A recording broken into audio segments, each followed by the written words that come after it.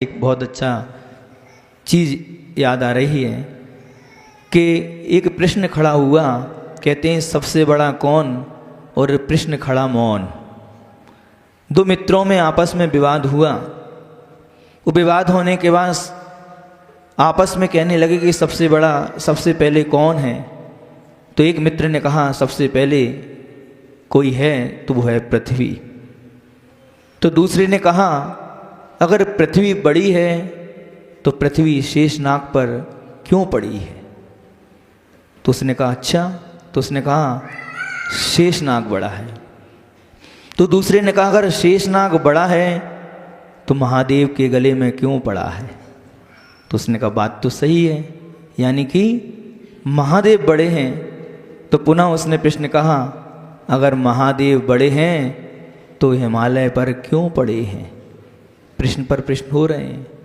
उसने कहा अगर महादेव बड़े हैं तो हिमालय पर क्यों पड़े हैं। तो पुनः उसने कहा बात सही कहते हो, इसका मतलब है हिमालय बड़ा है।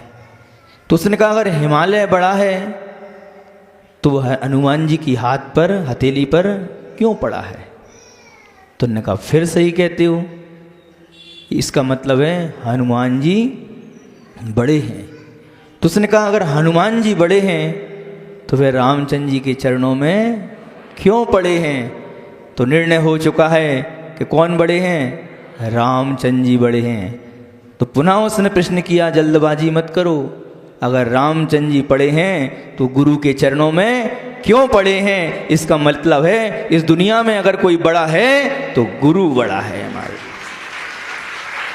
बंधु, गुरु की महिमा वर्णनी ना जाए। गुरु के महिमा को हम बखान नहीं कर सकते। अरे हजारों जिब्बा भी अगर हमारी हो जाएं तो हम गुरु के उपकारों के और गुरु की महिमा का कभी भी वर्णन नहीं कर सकते। एक गुरु हमारे लिए एक पूर्ण शब्द कहता है कि गुरु जो है वो पूर्ण माँ के समान होते हैं। इसलिए पूरे भारत देश में गुरु पूर्णिमा पर्व मनाया जाता है, गुरु पूर्ण माँ।